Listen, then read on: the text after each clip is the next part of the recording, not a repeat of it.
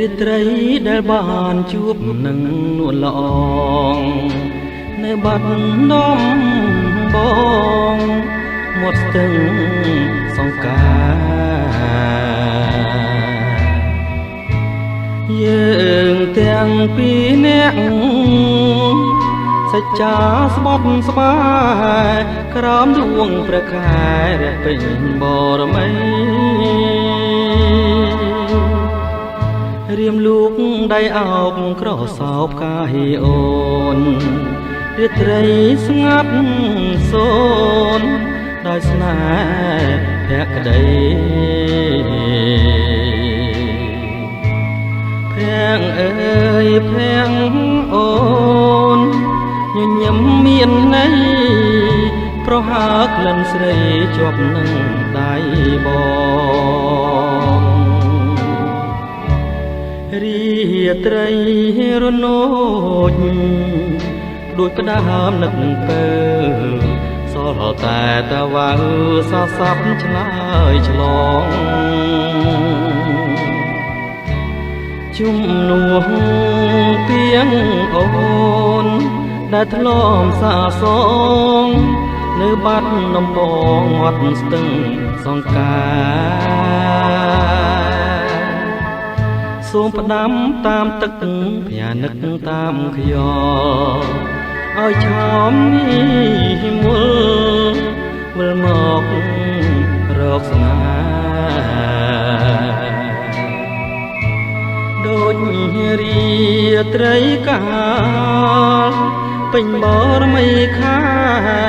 នាស្ទឹងសង្កែក្រុងបាត់ដំបង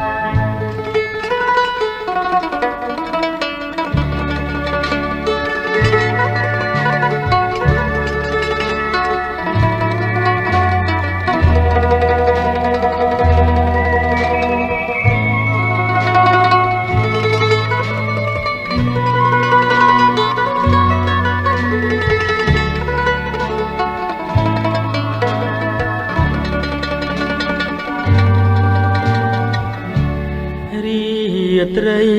រនោចដូចផ្ដើមនឹកទៅសល់តែតវ៉ៅសស័ព្ទឆ្លើយឆ្លងជំនួសពីងអូនដែលធ្លាប់សាសង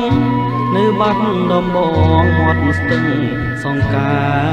រ